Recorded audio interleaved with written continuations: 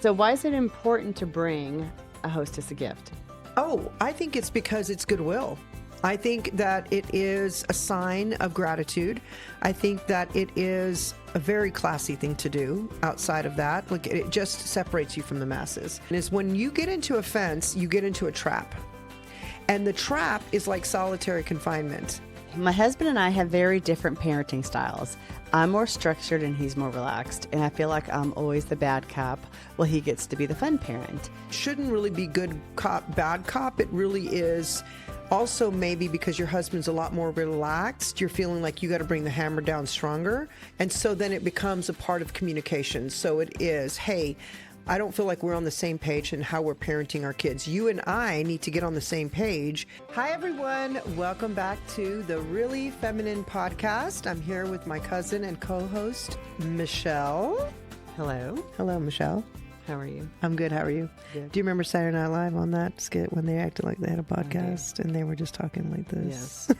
I love that. I love Saturday Night Live back in those days. Anyway, welcome to our podcast, guys. Today, we're going to talk about some fun etiquette stuff about hosting. We're going to share some freedom formula tips and tools. You might be asking, what is the freedom formula? This is a formula that I created a long time ago to help us all change our thinking so we can change our life. And they're very basic, simple, visual tools that you can learn from to really radically change the relationships in your life and change you. That's the most important part. Also, we're going to be spilling a little tea in our tea time, which is fastly becoming the most popular part of this podcast because you get to send in your questions. You get to send in your questions and we will answer them for you. So make sure and go to carlashellis.com/podcast. Send us what you want us to answer for you in this live. And we don't see the questions until right before we answer them. They give them to us at the last minute. So no preparation. Also, I want to share a little bit with you about something very near and dear to my heart, and that is Bochi's Org. That is the nonprofit that I founded over probably a decade ago, where we are helping to restore exploited women and children. We spent quite a long time inside the space of a safe house, restoring sex trafficking victims back into real life and building back a new normal out of total devastation. But we are taking that one step further, and we're also working in and around awareness. We're working in education inside the inner city schools. We're working to empower these young girls at school who are on age 12 to 15, the highest trafficked girls ever is that age. It's crazy. But we are working with them to empower them and give them tools and tips and tricks on how to know their value and worth so that they don't fall prey to these predators. So we're about to get started, but I just wanted to share that with you. I ask that you check us out. All the description has all the information on that you can go check us out. We're looking for financial support, prayer support, anything that you can do to help us push this mission forward. And don't forget, as always, in order to bring you this podcast, we ask that you subscribe, you like, and comment on what we're doing. We want to hear from you. This is the way that we can continue to bring you this content. So let's get started. So Michelle, let's start talking about this new topic that we're pressing in on these days on etiquette. Now, ever since I've started doing everyday etiquette on social media, I have the cutest friends on the planet and family because they're bringing me a gift when they come to my house because everybody's trying to do what's right. I love that. And now I feel like I cannot show up to someone's house without a gift. I can't do. Yeah, you have to follow your own, lead by example, right? So, well, the crazy thing is, people are starting to like come up to me in public and saying, "Oh my God, I watch everything you do. I love it." La, la, la. And I'm like, "Gosh, now I got to mind all of my manners. You got to be on. I got to be on," which I love. But I also love talking about how etiquette is really just a tool that you can use whenever you feel like you need to. But so I think sometimes it feels like it's really late and you just don't have time to go run and get a gift. So let's talk about the etiquette on gift giving to a hostess. What do you know about that? Because I know you've learned a little bit from me, but in essence, what have you learned growing up from that? As far as bringing a gift to a host. Well, I think if you are going there for the first time, going to someone's house for the first time, it's always nice to bring a little something, whether it be a bottle of wine, a dessert. Yeah, dessert. That's good. So that's, I mean, kind of growing up. I mean, that's really all I've done is mostly for like, housewarming gifts Yeah. for the Yeah. most part. Yeah. Or if it's someone that you're not super close to and they invited you out to dinner or to dinner at their house, bring a little something. I really think that, so even some younger kids, some boys in our family who were in their early 20s have come and visited us from England. So precious. They actually made an effort to get me a gift because they were staying in my home. That's really nice. I mean, at that young age. What in the world? I was almost crying. I mean, I thought, oh my God, I'm so taken back by this gesture. And so I've hosted many parties here before, and it's very interesting. And I don't have anything negative to say about anybody who doesn't bring a gift, because I know that I have absolutely been on the cuff of like, oh my gosh, here I am pulling up to the curb and there's still not anything in my hand. I think we've all been there. Yes. Sometimes you just completely forget, don't think about it. What do I do? Do I Instacart? No, I'm just kidding. But so yeah, I think, I have had those moments when I have forgotten. And so, but my goodness, the ones that walk in. Now, here's the etiquette. You should only bring a gift if you're going to follow etiquette, a gift to someone's home as when you're walking into their home for the first time. Not if you're continually coming back. It's unless you're just a generous person and you just want to bring a gift for reciprocity or gratitude or. So if they invite you over for dinner and you've already been to their house, then It's not required to bring a gift, no. Not unless you just, because, us girls, we always say, hey, what can I bring? And then typically the hostess will say, nothing, just bring yourself. If it's a potluck or if it's a family event, then sometimes I'll be like, okay, y'all want to bring all the sweets? Or we know Azure is the one that's going to bring the greatest dessert. So we'll say, hey, will you bring a dessert? And that's just like a casual family event. But yeah, if you're going for the second, third, fourth, fifth time, you don't have to feel obligated to bring something. I think that it's the meaning behind this hostess gift is to show gratitude, appreciation. It's a social bonding event. It's an opportunity to, I believe that the people that walk through the door with a gift, when they don't know me or they don't know what I do, it's so impressive to me because Michelle, it just separates you from the masses. it does. When you know etiquette. It does. So what do you think are, in your opinion, the perfect gifts to give? I love a candle. I know it's such a cliche, but I love a candle. I love fresh flowers. I prefer a plant because it doesn't die. Because the flowers will die, but the plant will not. And sometimes I will write a little note on the plant. Like if I think about it and get a card, I'll write a note to symbolize like the growth of the relationship or the, like, I want this to always be something that you thought of when you see this plant growing and taking a life of its own. Like that's my hope for your future. That's my hope for that's nice. Your new home. Or, I really appreciate you and taking the time to invite us to your home and those kind of things. So, yeah, I mean, I think it would be also, like you said, desserts are also really nice to bring. Homemade or store-bought. I mean, come on. Sometimes I always prefer homemade when I take it. But if you're busy and you just have too much going on, you've got a bunch of littles, you've got house, you've got schools, sports. I'm like, who has time to make a big old cheesecake? I mean, if you do, my gosh, go for it. Yeah. But I'm thinking at least go buy it. Put a nice bow on it. Go to the wrapping paper section and get a pretty bow. You can always elevate anything. Just think about the number of times that on the way to someone's house, I stop at the store. Yeah, 100%. And put it together in the car. 100%. And not to mention all the kids' toys and gifts that you go to the little birthday parties. Oh my God, I've done that a million. When I was raising the kids, I actually had a time when I had a little box of gift wrapping stuff in the back of my car. Oh, that's smart. Because I did that so often. Tissue paper, scissors. And because I probably had 50 scissors because I would have to buy the scissors and cut again because I'd left them at home.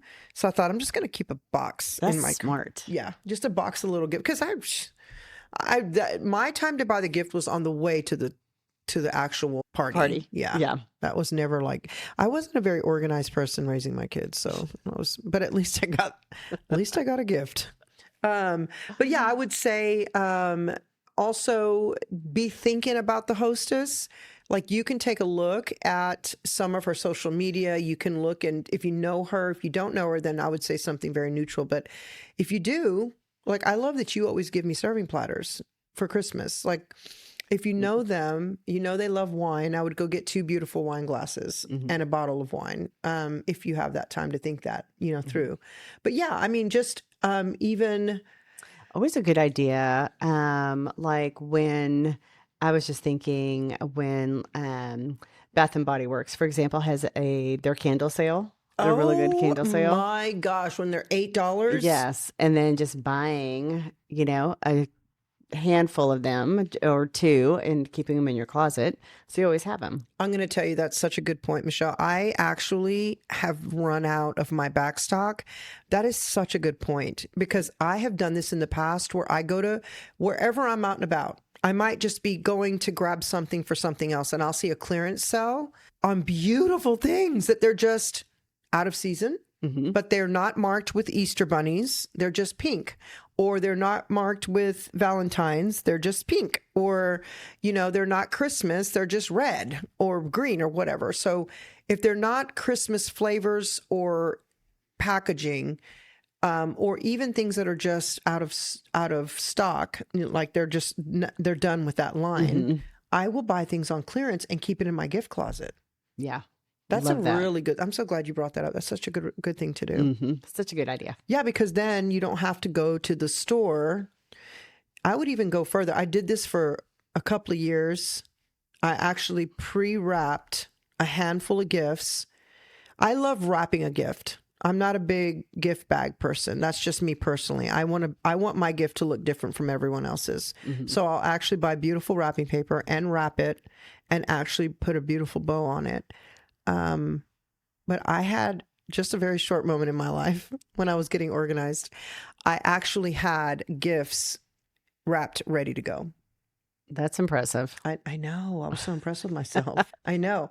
I don't have any excuses because my babies are gone. Everybody's adults now. I don't have excuses anymore. I just got to get it together. But I love doing that because it takes the pressure off. For sure. Yeah. Yeah. So why is it important to bring a hostess a gift? Oh, I think it's because it's goodwill. I think that it is a sign of gratitude.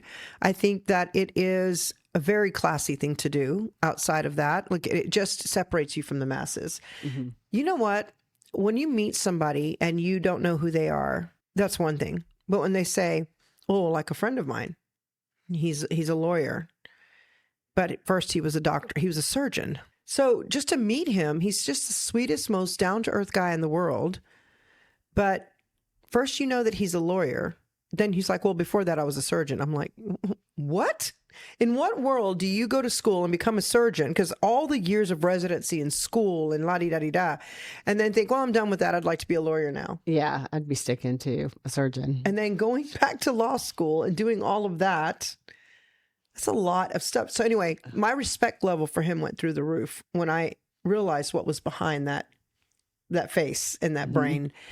And so I feel the same way about etiquette. I feel like, you don't have to tell everybody who you are. You can just show people who you are by your acts.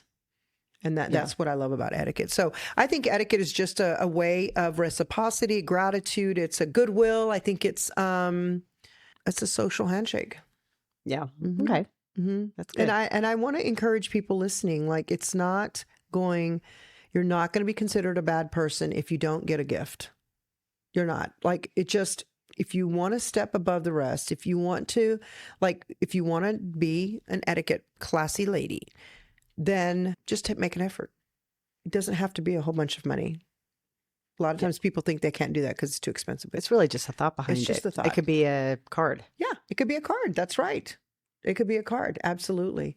So yeah, I hope that people are encouraged to go ahead and go get those gifts. Go get those gifts and stack your closet. Get them on clearance. That's right. You'll love it. Okay, Michelle, now we move into tea time. All right. Let's get into some spilling the tea. That's not our phrase. That's a phrase from the youngsters. Tea time? Tea time. Spilling the tea. Give me the tea. Okay, What's that's the something tea? they say, not us. Like that They didn't don't say come. scoop They anymore. don't say scoop. We used to say, give me the scoop. So Mhm. maybe we should have ice cream here so we can be scooping out ice cream while we're giving the scoop. That's actually a pretty good I know, idea. right? I do love to play on tea time because I love Yeah. spilling the tea. Let's go. Yeah. Right? Okay. All right. Let's do it. So, as we have always done, this is mine and Michelle's time to have a little tea together as we spill the tea. And this might be my favorite part of the whole podcast. I say that on every segment, I think, but this might be my favorite part. This little milk. Whoop, just going to have a little bit. And then, I am gonna have a little sugar today because I just said I'm having a sweet tooth right now for some reason. Sugar it up. You know, I will definitely act like I'm gonna cut out sugar on Sunday night on my way to Sunday bed. night. On my way to bed. Gosh, guess what Simon did last night? What? You know, I've been cutting my sugar out. I don't know if anybody's noticed. I need people to notice because it's a very hard thing for me to be cutting back my carbs and my sugar. Simon brings me at 10 p.m. I was about 5 seconds from thinking, it's time to go to sleep. Simon brings me a Magnum. Oh, is that what they're called? Magnum, the little really rich ice cream popsicles. You know the ones I get with the caramel and the dark salted chocolate. caramel and the Oh, chocolate. yeah. He comes up behind me and he just dangles it in my face. And I was like, what was At 10 that? o'clock at night? At 10 o'clock. I go, what was that? He goes, it's a little treat. I said, babe, I'm trying not to have sugar. He goes, who cares? You only live once. Let's get into it. And I was like, okay. I sat up almost out of my sleep. I mean, the good news is it's that big. So that's good. All right, let's get into some tea. Ladies and gentlemen, this is the part of the podcast where we answer questions that you sent in. I have not even heard these yet. This is the first time. So let's see what we have to answer today. My husband and I have very different parenting styles. I'm more structured and he's more relaxed. And I feel like I'm always the bad cop while he gets to be the fun parent. It's starting to affect our kids and our marriage. How do we find unity without one of us feeling like we're compromising our core values? That's a good question. So she's bad cop, he's good cop. Isn't that normally the way it is with mom and dad? I'm assuming that she's a stay-at-home mom and he's a working dad. I think Ferdy, my husband's a bad cop and I'm the good cop. Yeah, that's true. So I think it could go both ways. It can go both ways. Okay, so but I think typically she's probably the bad yes. cop. Because she's home with him all day. Yeah. Okay, so my answer to that is going to be, I'm thinking even about our conversations, Michelle, in the past as well as other conversations I've had, is that I think if you feel like the bad cop, then maybe you should readjust how you're talking to your kids. That's number one. Let me just say that as that's not the answer.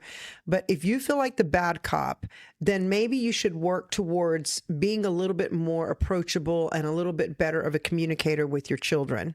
Because it shouldn't really be good cop, bad cop. It really is also maybe because your husband's a lot more relaxed, you're feeling like you got to bring the hammer down stronger, or maybe he's not actually supporting your decisions. So that becomes an issue between the two of you. And so then it becomes a part of communication. So it is, hey, I don't feel like we're on the same page in how we're parenting our kids. You and I need to get on the same page, and then we need to approach in unity. We can't approach with, complete dissension between the two of us, because the kids will collapse when there's not a good foundation. Yeah. Like they collapse into the world. I mean, they evaporate into the world. They go into other decisions on their own when they don't see unity. My husband and I have had so many disagreements on how we raise the kids. Mainly, he was stronger than I was. So if he said they're grounded for 2 weeks, they're grounded for 2 weeks. If I said they're grounded for 2 weeks, they're grounded for 12 hours. Mm-hmm. And, he would say, no, we told them 2 weeks. I'm like, it's fine. They learned their lesson.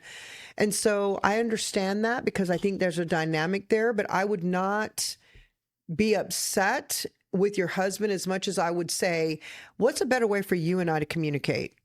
I want to hear what your thoughts are about that. And then I want you to hear my thoughts about that. And let's not major in the minors. But what if they can't come to a compromise? Okay, give me an example. Because I know this is an issue that you had a little bit when your kids were younger. Let's just say social media. Uh-huh. If maybe if one of the parents doesn't want them to get Snapchat, but the other thinks it's fine. Okay. And there's no compromise. There's no compromise. Yeah. I would say we have to come to a happy medium. It's like negotiating anything. All right, you're going to have to give some and I'll give some, but we have to come to a happy medium. Like, it's not just going to be your way or my way. We have to come to a happy medium. And so if you're going to say no to Snapchat and I want to say yes, then we have to say, what else can we say yes to? You see what I'm saying? Like, we're not going to take just a ton. We're not just going to keep taking away from the kids without giving them something back. And that's just a theory that I teach on all the time. You don't ever remove a negative without putting something positive back in. For me, as a parent, and speaking to the mom that wrote this in and said she's the bad cop, is one of the tools I want to give parents is how many ways can you say yes? I think parenting gets to be so dominating in the no that we forget how many times can we say yes? Yeah. So the kids would come to me with the most outrageous requests. Like 11:30 p.m., my son comes running into our bedroom. We're asleep, and he says, this is before he could drive, all of my friends are going, and we were in Argyle, which is the town he wanted to go to was about 30 minutes away. All my friends are meeting at this movie theater for the opening of this new movie at midnight. They just called me. I want to go. Can I go? Can I go? And I looked at Simon. I'm like, no, it's too late. And I'm not sitting up for 2 hours to wait for him to. Simon goes, I'm taking him then. If you don't want to go, I'll go. And I thought, okay, I'll go, but the thing that Simon and I always reiterated to each other was, how can we turn this no into a yes?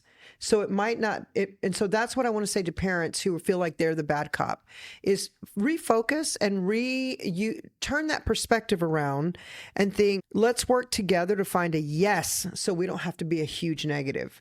And then if you have a spouse who's just hammering their position and won't let up on it, then I would say, let's sit down and hammer this out, you and I, and we have to come to an agreement in front of the kids.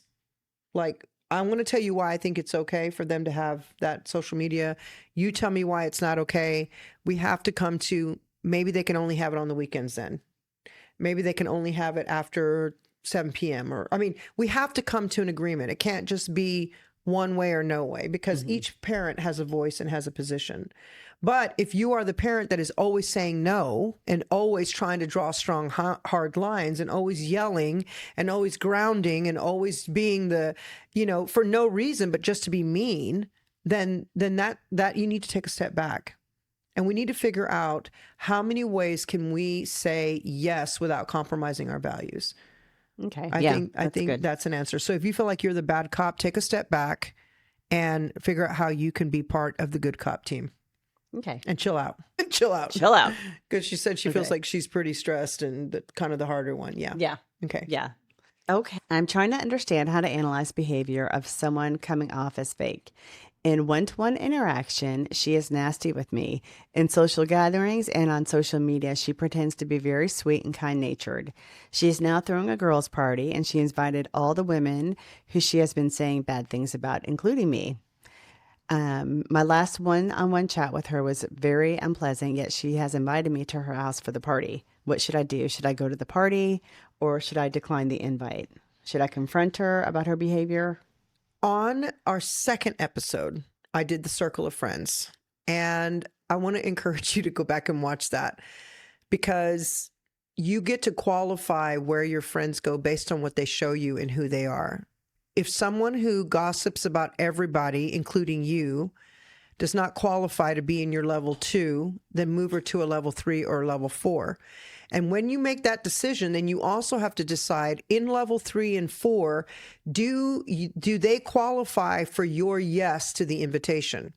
So for me, if you're level 4, I'm not a yes to your invitation, because we're not that close. And my personal time is very, very, very packed. And I'm going to reserve my free time for my 1s and 2s. So does that make sense? Yeah. Yeah. So would you confront her? I would not confront her. No. No, because when you have somebody that has that behavior, it is not your job to set it straight. It's not now, if she's your level 1 or level 2, which is important, you go watch episode 2. But if she's your level 1 and level 2, like for me, Michelle, if I felt like I had to put distance between you and I, because you're in my 1, then I would say, Michelle, I'm feeling like I need to put distance between us because I'm not appreciating your attitude towards me, or I found out that you were talking about me or whatever. So then we would talk that out, because that's your number one for me is very important and it's worth the investment.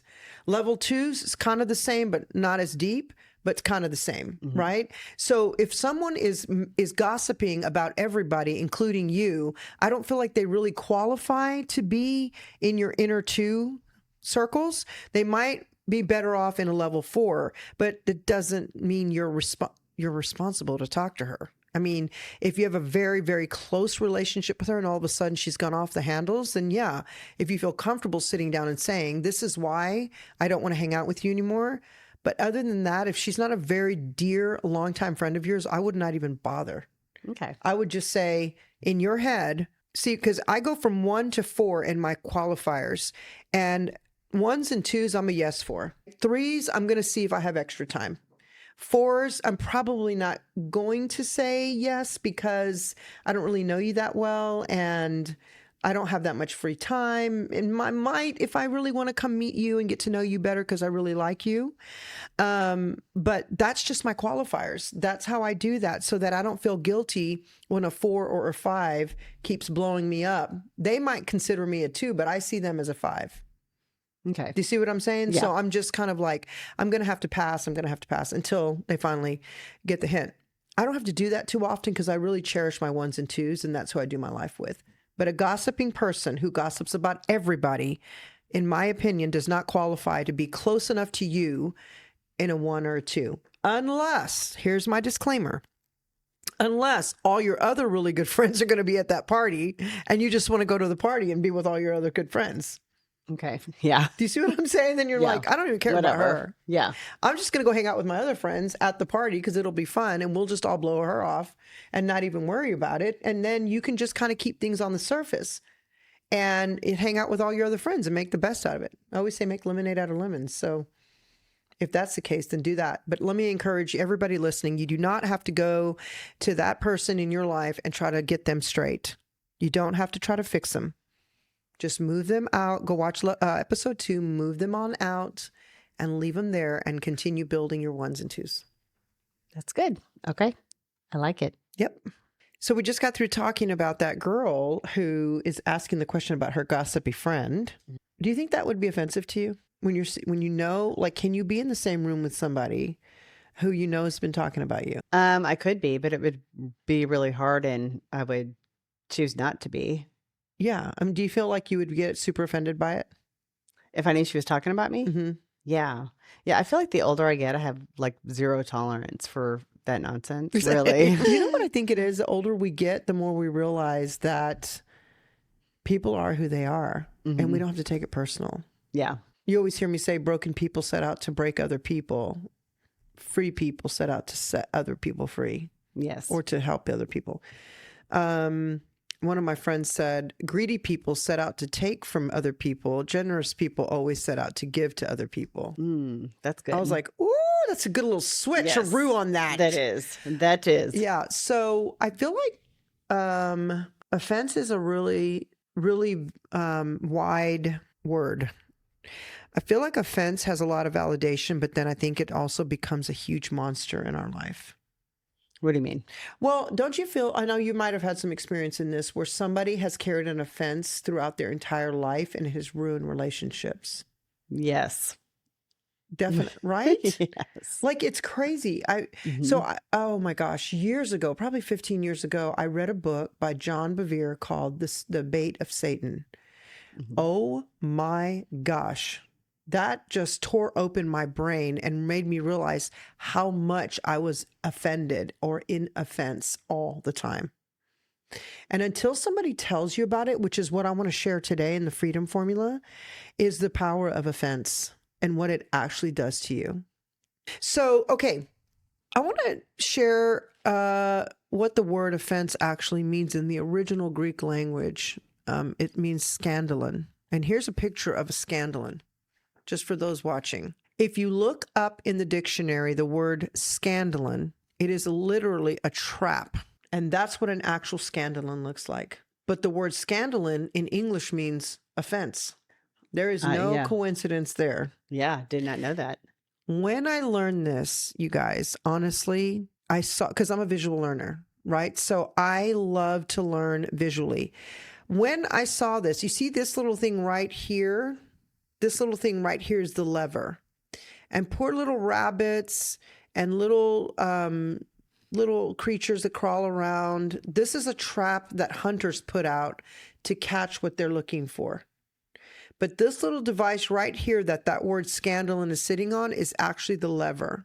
So once anything barely touches that lever, this thing shuts and it'll crush the thing that walks across, which I hate. I hate this.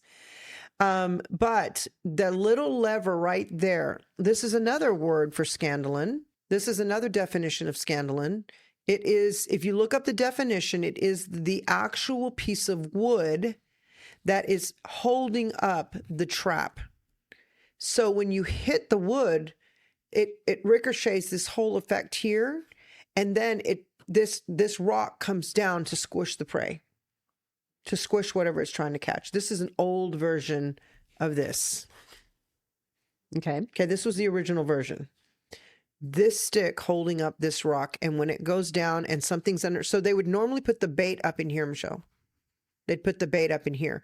Here, nowadays, hunters will put the bait right in the center because they know that something will walk onto it and they can grab what they're trying to hunt. Hate that. Anyway, back in the old days, they'd put the bait right up in here. Okay. So that whatever was walking by would go after the bait, and then it would hit that on the way in and it would trap them. So if we use this analogy, or we use the actual definition of it, and we use it towards the word offense, what do you believe is a bait that we take, Michelle, to get into offense? Do you have any ideas of that?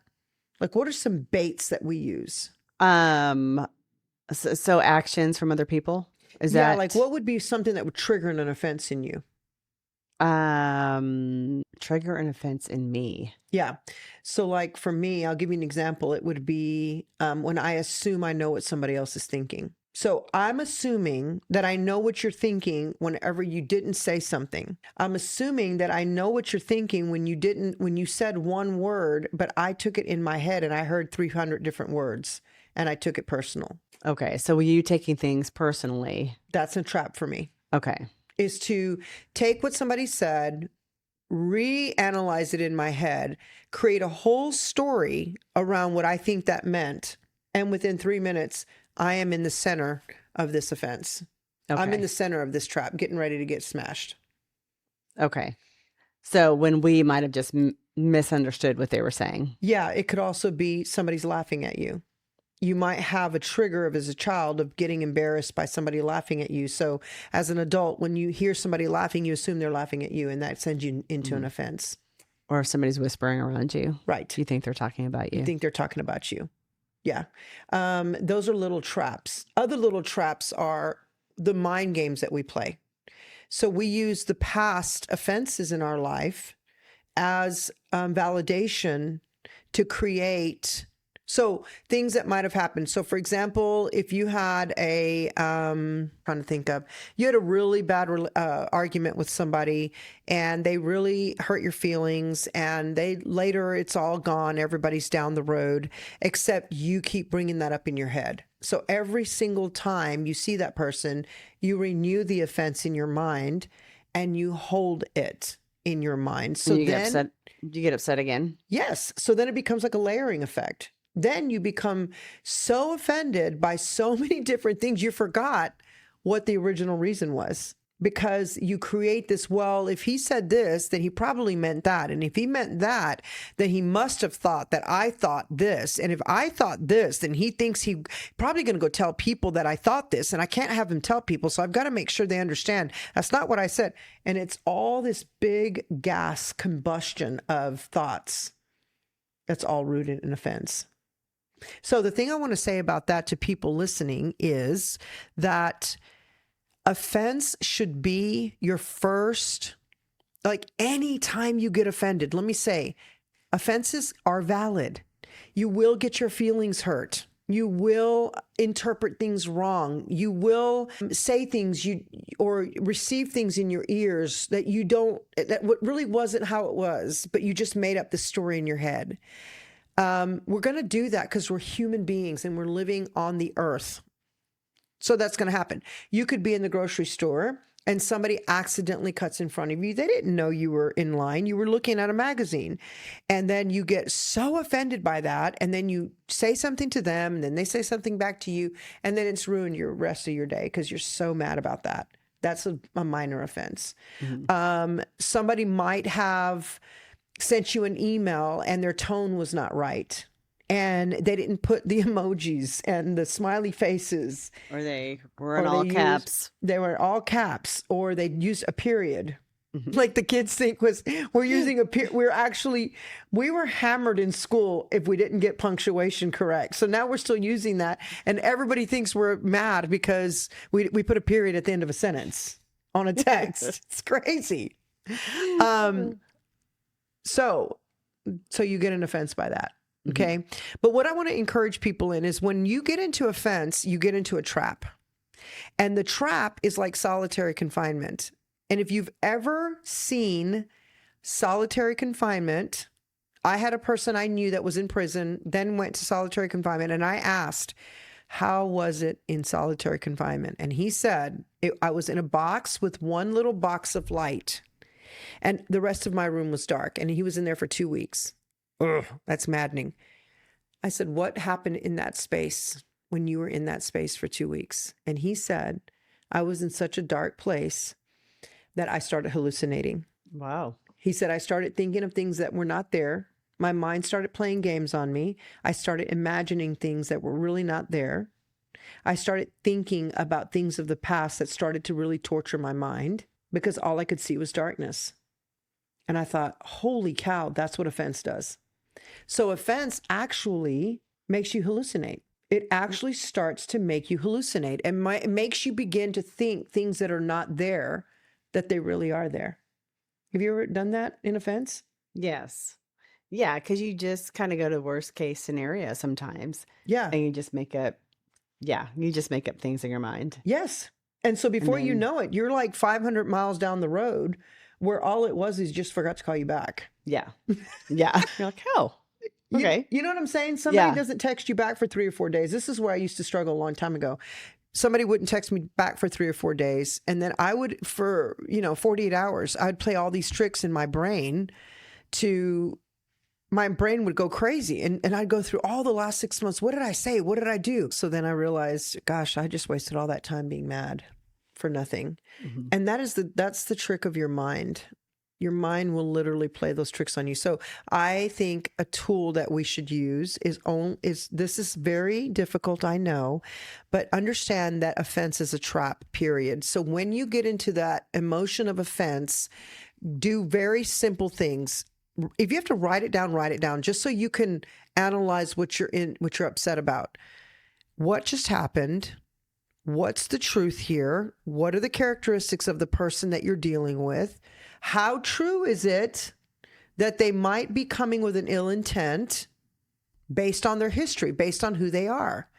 And then write yourself a note to explain how amazing the relationship is between this person. Start speaking to yourself about the opposite of offense. Start getting yourself back out of that trap very gently and very quickly, because you don't want to be trapped in that offense, because once you're trapped, your predator will come to get you, and that's inside your mind. And then it's a downward spiral in thinking, and then you find yourself not speaking to so many people. You find yourself creating words and thoughts and realities that never existed or have no truth to them. You end up isolating yourself from the world because you not only do that with one person, but then you find that you do that with so many other people. And by the time you've realized it, you look up and you're all by yourself. And so anytime somebody comes to me and asks me, how do I repair this relationship with this person? I would say, start with you. Analyze how offended you have been in the past. What are some things you've made up in your head that might not be entirely true? Take a pen to paper and actually go through every relationship that you have offense in and write truths out. Write out the truth. Like, what actually happened? Not what you assumed happened, but what actually happened. What did they actually say? Not what you thought they said, or, well, they might as well have said that because that's what I heard. No, no, no, no. What did they actually say? Write those things down and then look at those things and go, wait, is there any truth to that? But then think, okay, what are 3 ways I can back out of this and back out of this offense? Because I don't want to be in a trap to the predator, right? And the predator sometimes is your own mind, but you don't want to be in a trap to that. So start writing truths about it. Well, actually, I think I've made up a lot of this in my head. Well, actually, there's no sense in being offended because there's always so much to look forward to in life. Well, actually, I'm just going to let that go. It doesn't matter. One of the things that I really feel is my mission for my personal life in the next 2 weeks, because this is a really intense moment for me in some issues, is pursuing peace. And so that's the word I just keep getting for myself, is pursue peace. And so I want to encourage you, in whatever situation you find yourself offended in, can you redirect your attention to peace? Can you redirect your thoughts to higher thoughts, to the pink zone? If you don't know what the pink zone is, go back and watch episode 1. Look at the difference in the red zone and the pink zone and think about how many ways you can get yourself back into that pink zone, because offense leads to fear, grief, sorrow, apathy, anger, so many negative red zone emotions you don't want to be attached to, because you will be living in a death mode. So get yourself to the pink zone. When you realize that the pink zone is where you're at, you will live a life full of joy and full of happiness. So I hope that you really took something from this today. I hope that it will advance you into a new way of thinking so that you can have a new life, new relationships, new hope, new love, all the things. So thank you so much for watching today. And we ask that you please subscribe to this channel.